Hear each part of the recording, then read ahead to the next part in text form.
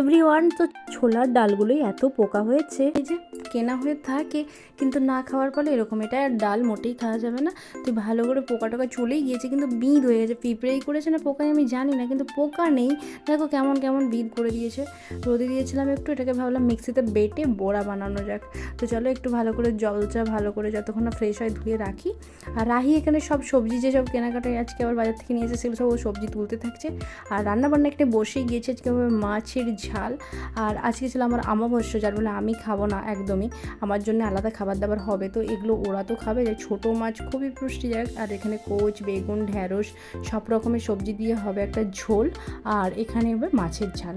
এটা হচ্ছে ওদের মেনু। আর আমি আমার খাবার নিয়ে বসেছি, কারণ আমি আজকে সগড়িটা খাই না। যার ফলে যে আলু ভাজা, বাদাম ভাজা, একটু সিঙ্গারা নিয়ে এসেছিলো মিষ্টির দোকানে, শসাটা কেটে আনি। রাহি তার আগে আমার খাবারটি খেতে থাকছে আর বলছে বেশ ভালোই লাগছে মাম্মা, আমি এটাই খাবো।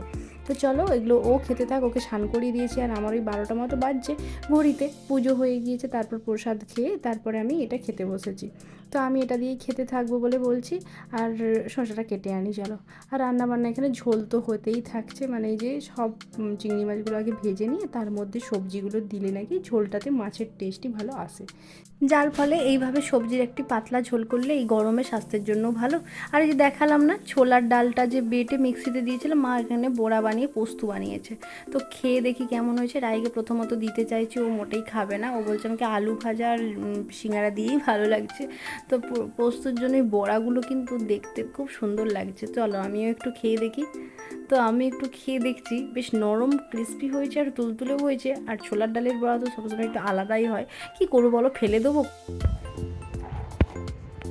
কি করছিস? চুলে মেশিন বসাচ্ছিস? এটা কি মেশিন তুই জানিস? জি, আমি হেয়ারের জিনিসপত্র সব ব্যাগের মধ্যে রেখেছি। তো ওকে পড়াতে পড়াতে এইসব বের করে আমার নাকি চুল আঁচড়াবে। তোকে জিজ্ঞাসা করছি এটা কি মেশিন, তুই শিখ। তুই যে আমার সাথে তুই ছাড়াতে যাবি, তুই তো শিখতেই পারছিস না। বল প্যাডেল কম। প্যাডেল কম এটা নিয়ে কি করা হয়? এটা চুল আঁচড়ানো হয়। আমার এই যে মাথায় হাত দিলে একদম ভালো লাগে না। চুলটাই ভাবছি অনেকদিন কেয়ারও করা হয় না, একদিন হেনা করব। চলো কি ওদেরকে ভাতটা বাড়বো, মা তো তরকারি বানাচ্ছিল। চুলটা একটু ভিজা ভিজা ছিল, আঁচড়াচ্ছে। যাই হোক, এসেছি এখানে রাহির খাবার দাবার নিয়ে, যে কোচ সব রকমের সবজির ঝোলটা তো দেখালাম। এই যে জল দিয়ে ফুটে গিয়ে নামিয়ে যে সবজির ঝোলটা এবার রাহির খুবই ফেভারিট। যাই হোক, এখানে পোস্ত আর এইখানে সবজি দিয়ে ভাতটা ওকে খাওয়ালাম। আর আমার জন্য এইসব মা বানিয়েছে। আমিও খাবারটা খেয়ে নিই। ওই এখন বসাবো, বললাম যে রাইকে জিজ্ঞাসা করলাম কি খাবি, মানে ও বললো একটু দুধ দিয়ে কমপ্ল্যান করে দাও আর সাথে বিস্কুট দাও, কারণ আমি আর কর্নফ্লেক্স খাবো না। তো আমরা তো জানোই যে দুধটা একটু বেশিই নেই। আর দুধটা এত ভালো হয় এখানে, নিজম দুধ যেটা গ্রামের দিকে, এটা কিন্তু প্যাকেট দুধ হিসাবে আমরা বাইরে কিনলেও এই আসল গরুর গায়ের দুধ যতই বলি না কেন, শহরে এগুলো পাই কিন্তু গ্রামের এগুলো আলাদাই একটা আভিজাত্য থাকে, তাই না? আমি এই দুধটিকে গরম করে যখনই রাখি না, এত সুন্দর লাল হয়ে উপরটাই সর পড়ে যায়। ওই সরটি দিয়ে আবার রাহি মুড়ি খেতে ভালোবাসে। যাই হোক, এই দুধের সাথে বা একটু মাঝে মধ্যে সরটাও দিয়ে দিই ওকে। আর দুধ দিয়ে কমপ্ল্যানটাই, চকলেট ফ্লেভারের কমপ্ল্যানটা এবারে নিয়ে এসেছিলাম, ওটাই ওকে দিয়ে এখন শেষ করি। ঘুরিয়ে ফিরিয়ে খাওয়ানো হয়, কোনোবারে পিডিয়াশিয়োর হরলিক্স এনেছিলাম, এইবারে কমপ্ল্যানের চকলেট ফ্লেভারটাই আনা হয়েছে। এরপরে একটা অন্য কিছু ভাবছি, অ্যাপটা মিল্ক বা কিছু একটা খাওয়াবো। যাই হোক, বিস্কুট নিয়েছি। আর দুধটা একটু না গরম হলে উষ্ণ ভালো লাগে না, একদম ঠান্ডা দুধে যতই খাই একটু গরম গরম হলে যেমন আমাদেরও একটু ভালো লাগে, বাচ্চাকে তো সেইভাবেই একটু খাওয়ানো উচিত। বাচ্চা বলে তো আর যা হোক করে দিয়ে দিলে ও খাবে সেটাও নয়, ওরও একটা মুখের ব্যাপার থাকে যে ওকে ভালো লাগার। যাই হোক, ওকে খাইয়ে একটু বেড়াতে নিয়ে যাবো ভাবছি, ফাঁক দিয়ে যাবো। আর তার জন্য ওকে একটু দুধটা যে গরম হয়ে গেছে, সরটা এখন থাক, যদি রাত্রে খাবারের সাথে খাই না হলেই সকালের দিকেও সর দিয়ে মুড়ি খেতে প্রচুর ভালোবাসে। দেখেছো কত মোটা সর পড়েছে, তাই না? চলো এই দুধটাই ওকে দিয়ে দিই, দুধটার সাথে কমপ্ল্যান দিয়ে খাইয়ে নিই। আর আমাদের জন্য একটু চা বানাবো, ঠিকই মাথাটা প্রচণ্ড ধরেছে। আর এই কমপ্ল্যান দিয়ে ওকে দিই ধরে, আর আমাদের জন্য একটু চাটা খেয়ে একবার বাইরে দিয়ে ঘুরতে যাব।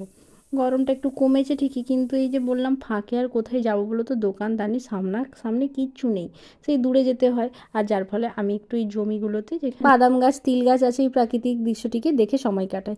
এসেছি এখানে, সবাই মিলে করছে স্কিপিং, আমি বলছি ঠিক আছে আমিও একটু করব। তো সবাই মিলে প্রতিদিনই এখন এই জমিটাই কিছু কেউ চাষ না করায় বেশ ফাঁকা মাঠের মতন রয়েছে, এখানটায় খেলি। আর রাহিও কেউ একটু স্কিপিং করছি, বেশ মজা করে করে স্কিপিংটি করছে কিন্তু সম্পার সাথে। আর ঘুরে ঘুরে করছে, এটা আমার দেখতে বেশ ভালোই লাগছে, কারণ রাহিকে একটু লম্বা হতে হবে না স্কিপিং করে করে।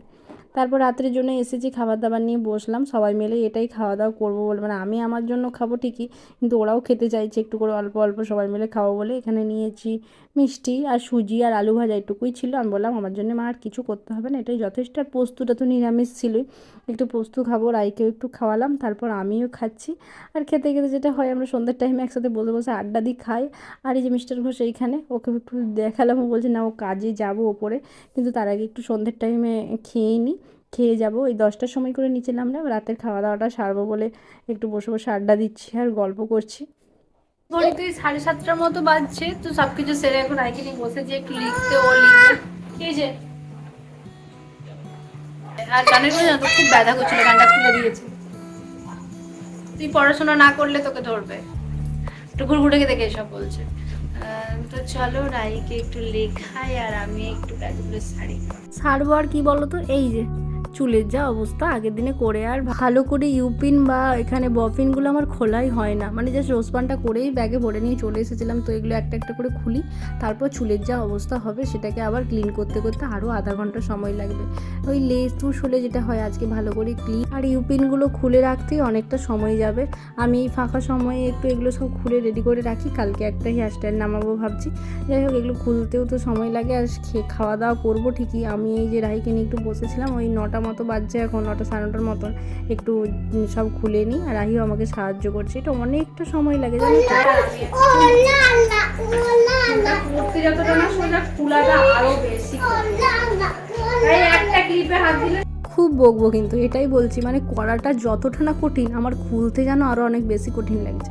যাই হোক, রাহিরে বদমাইশি আর আনন্দটুকু কিন্তু একা একা সময় থাকলে বেশ ভালো মজাই লাগে। ছোটোবেলায় মাইন্ড তো এরকমই হয় না, হাসি খুশি আনন্দপ্রবণ, ওদের মধ্যে না থাকে কোনো চিন্তা, না থাকে কোনো দুঃখ, মাম্মাম থাকে পাপা থাকে, যার ফলে খুব সুন্দর হাসি খুশিভাবে পড়ার শেষে আনন্দ করে গান করতে থাকছে, হুলালা হুলালা। এই দিকে করতে করতে খুশির সাথে সাথে সময়টি কাটাচ্ছি। বাচ্চা থাকলে বলে বাড়ি মেতে উঠে, সেটাই হচ্ছে, রাইকে নিয়ে সময় কাটালাম। খাওয়া দাওয়া কমপ্লিট। এক কাপ তো প্রতিদিন গরম দুধ খাওয়ায়, আমি নিজেও একটু খেলাম। আর বাকিটা গ্রীষ্মের জন্য 1 গ্লাস করে দই বসিয়ে দিতে, দইটা বসিয়ে এলাম। আর ব্লগটা তাহলে এখানে শেষ করছি। তোমরা ভালো থেকো, সুস্থ থেকো, দেখা হবে কাল নতুন আমার একটি ব্লগে। Bye, good night. আমি এখন চুলটাই করবো, মানে প্রতিদিনের আমার যেটা হয়, চুলটা ডগটা কাটবো করছি, কাটাই হচ্ছে না। তো চলো চুলটাই বের করে ঘুমিয়ে পড়ি, দেখা। তাই সকলকে কি করবি, তাই সকলকে গুড নাইট করে দে। গুড নাইট বলো, তো গুড নাইট।